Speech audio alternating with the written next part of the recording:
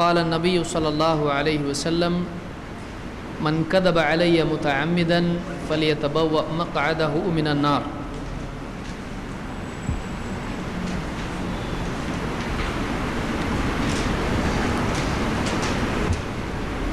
بعض لوگ یہ کہتے ہیں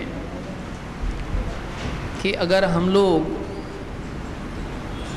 لوگوں کو دین کی طرف لانے میں بے بنیاد بے اصل جھوٹی ہی صحیح، اگر جھوٹی حدیثیں یا جھوٹے واقعات یا جھوٹی باتیں بول کر دین کی طرف اگر لاتے ہیں تو اس میں کیا برائی ہے؟ کیونکہ دو آدمیوں میں جب صلح کرنے کے لیے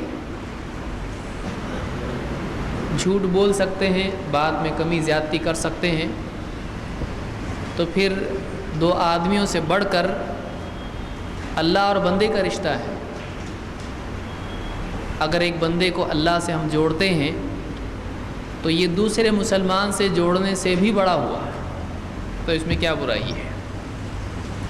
اگر ایسا کوئی آدمی کہے تو اس کو ہم کیا جواب دیں گے؟ کون جواب دے گا؟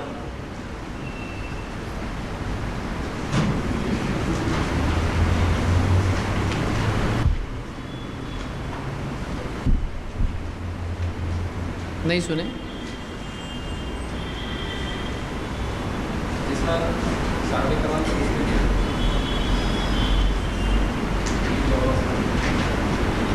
سوال سمجھیں آپ لوگ کہ کوئی آدمی بولتا ہے کہ آپ لوگ بولتے ہیں ہماری کتاب میں ضعیف روایتیں ہیں، جھوٹی روایتیں ہیں، تو کیا ہوا؟ اگر اس کے ذریعے سے بندہ اللہ سے جڑ جاتا ہے تو اچھی بات ہے۔ جب دو بھائیوں کو جوڑنے کے لیے جھوٹ بول سکتے ہیں تو اللہ اور بندے کو جوڑنے کے لیے کیوں نہیں بول سکتے؟ تو اس میں غلط کیا ہے؟ ہماری کتاب میں جھوٹی حدیث ہے تو پرابلم کیا آپ کو؟ اگر ایسا کوئی بولتا ہے اس کو کیا جواب دیا جائے گا؟ ہاں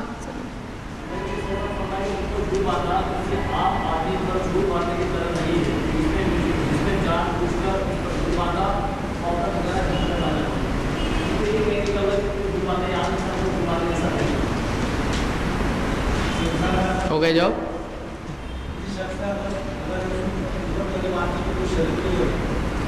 پوری شریعت کے لیے ہو گیا۔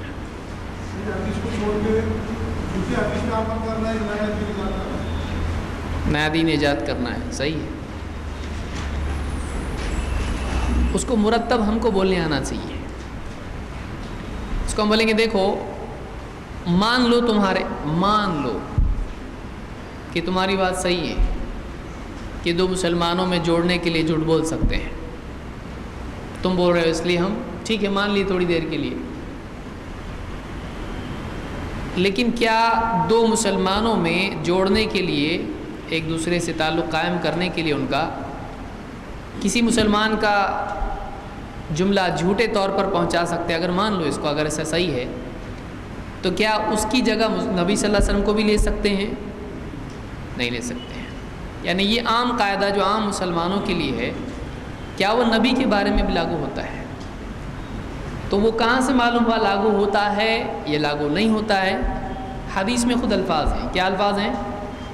ان کذبا علی لیس ککذب علی احد،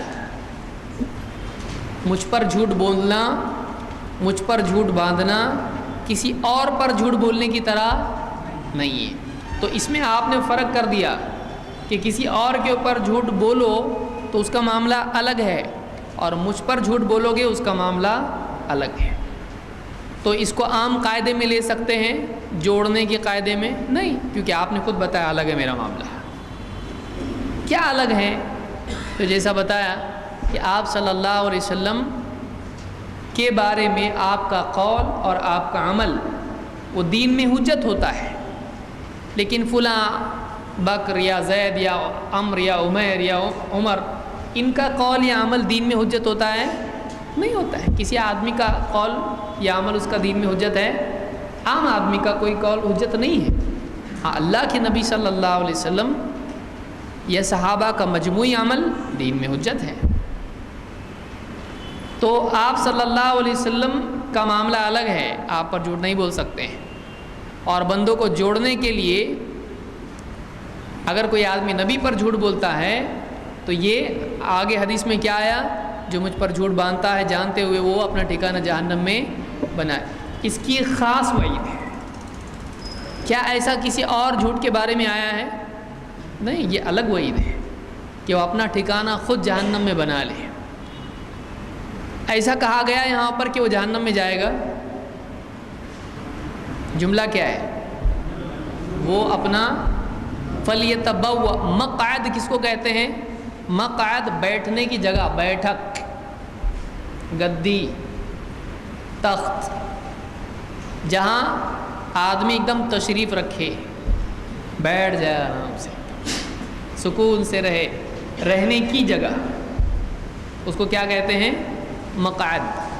قاعدہ سے ہے، قاعدہ کا مطلب کیا ہوتا ہے؟ نماز میں قاعدہ ہوتا ہے بولتے ہیں نا، تو قاعدہ کا مطلب کیا ہوتا ہے؟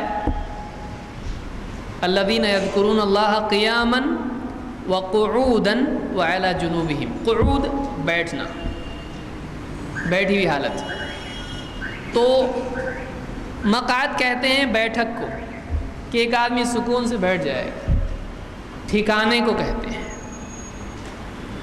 تو اپنا ٹھکانہ وہ جہنم میں بنا لے، وہ بنائے، یعنی وہ خود اپنا ٹھکانہ یعنی اپنے ہاتھوں سے اپنی جہنم بنا رہا ہے۔